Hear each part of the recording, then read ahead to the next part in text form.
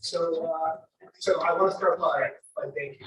You got me out of my you got me to actually put on some regular clothes and get in front of people. So this is good. We're happy we get to go with portions of that. I'm super excited. So Pato, thank you for joining me.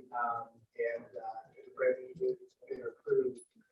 It's exciting to see you again. Like we full disclosure, we go back the ways you've gotten better looking. I've gotten more gray hair and started to fall out, which is that's fine.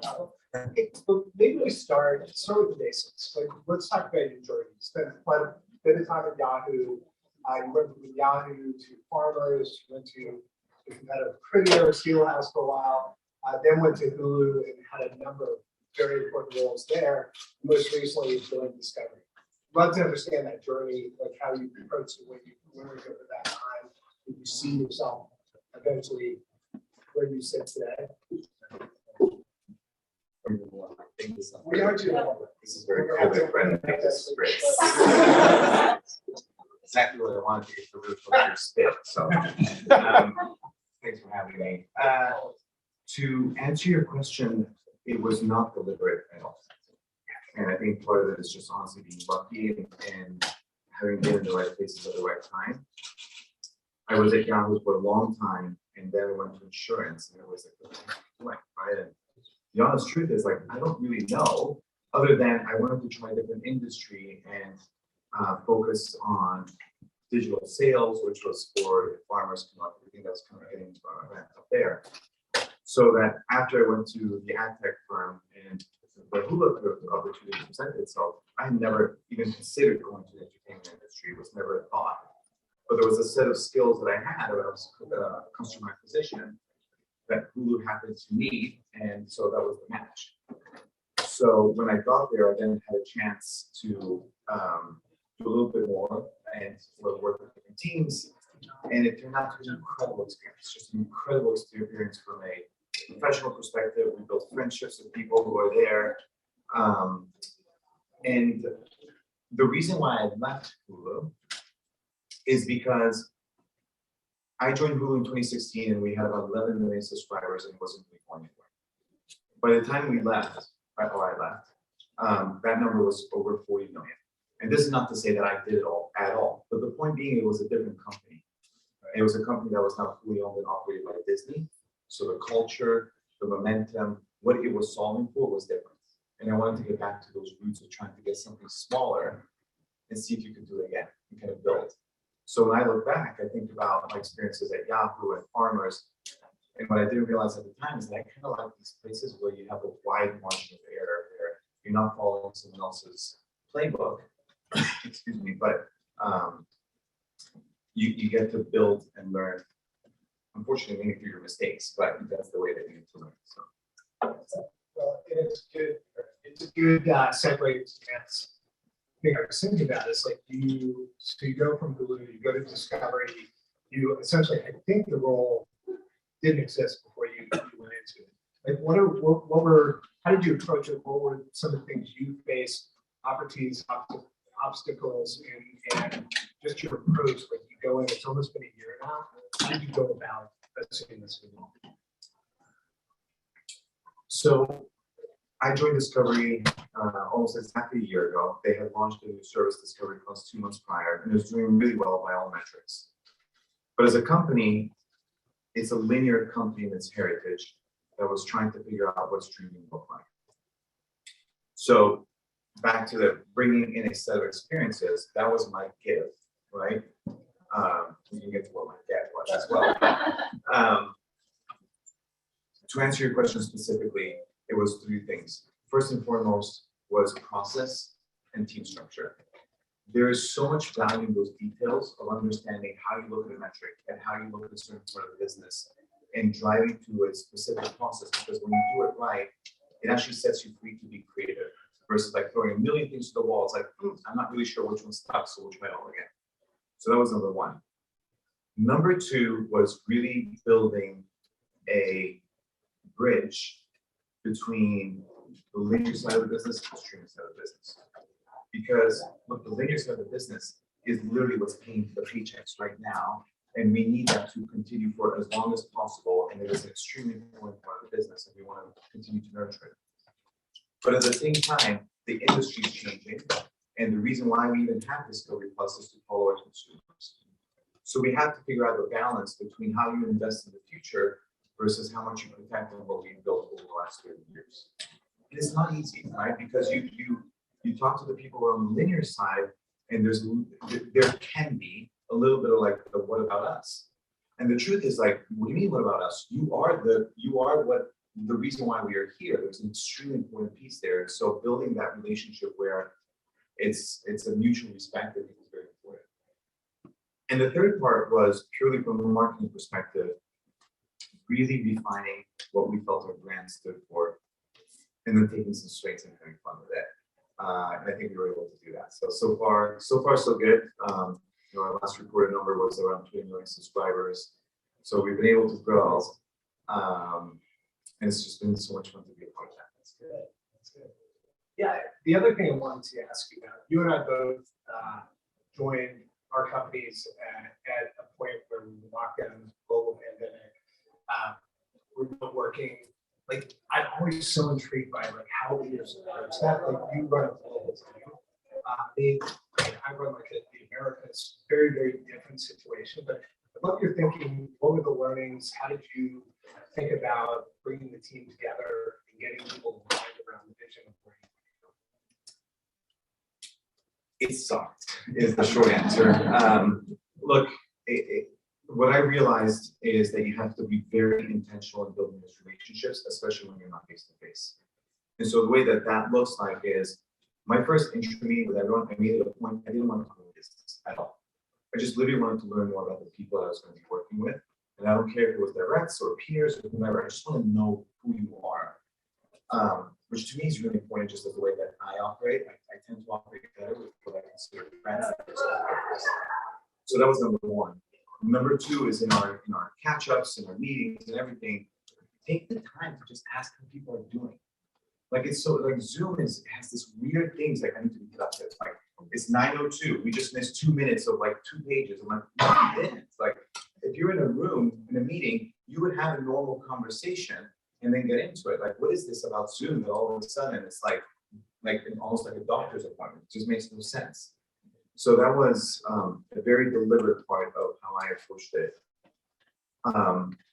The last part, which was in particular for my teams, was trying to shift the culture from what should I do to here's what I think I should do. And so a lot of it is just trying to find the right questions, which to me is, I have personal OKRs, like kind of objectives, and one of my OKRs for this year is to ask better questions. Because you get to a certain point where sure as heck I'm not getting all the answers, but more importantly, there's just incredible brains around me. So how do you just trigger the right thinking behind it? So that's great. That's great. Yeah, one of the other things that I'd love to get you to weigh in on as a global CMO, the CMO's roles have expanded over the last several years, if not longer. Yet you're being asked to do more with less, which means that you have to take a different path than you would have had you done this 10 years ago. Like, as you assume this role, how did you think about this? And how do I accomplish all these different things that need to get done as you roll out Discovery Plus and effectively prioritize it?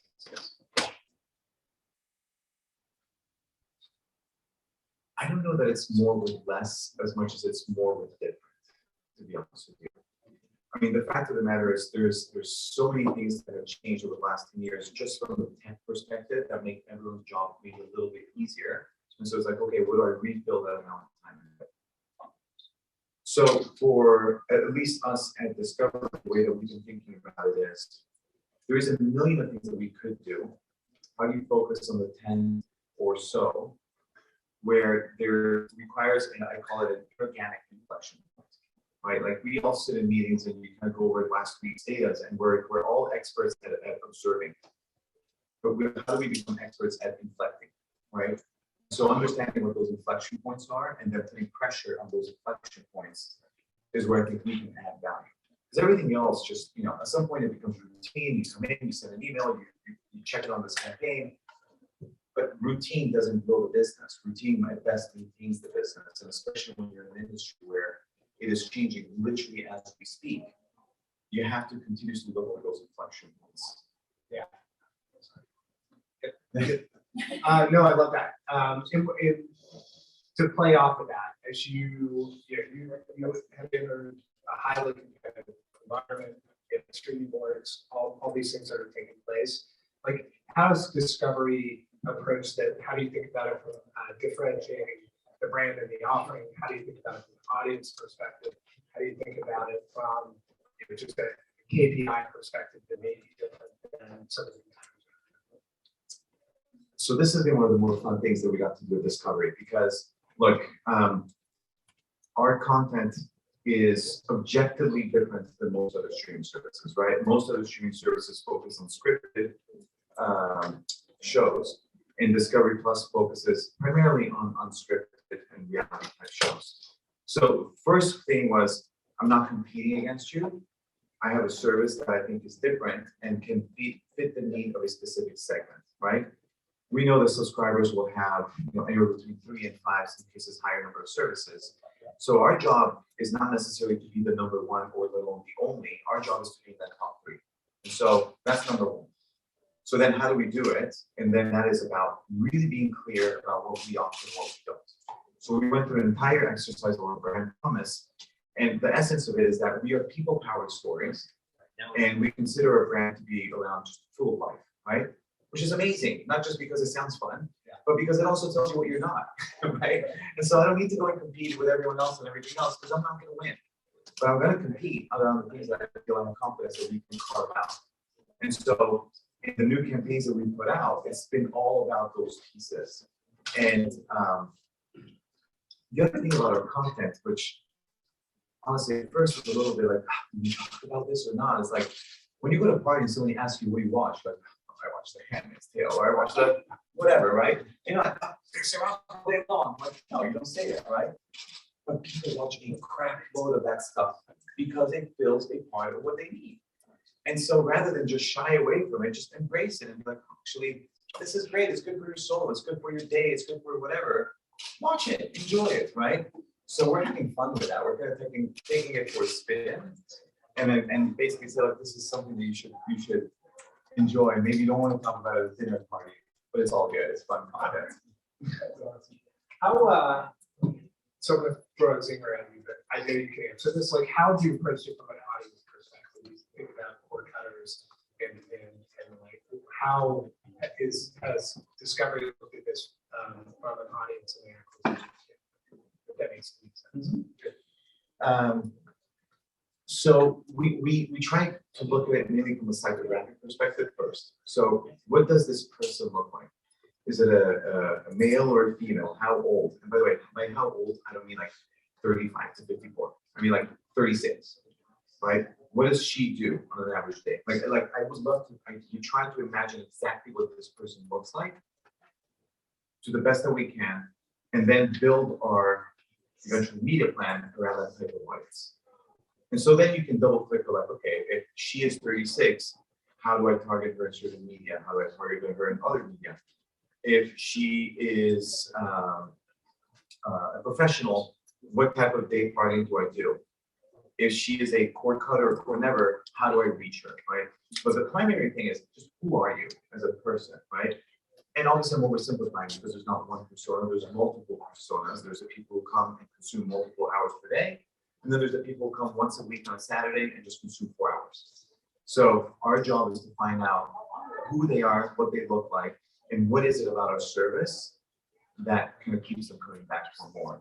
And then you round it out with all the data or limitations of data that you may have around that. Yeah, and one of the so obviously there's this thing called the Olympics taking place right now. Discovery made a big investment of over $5 billion to own the Olympic rights from, I think it's 2018 to 2024. How do you approach that from an acquisition standpoint in the European market? Yep.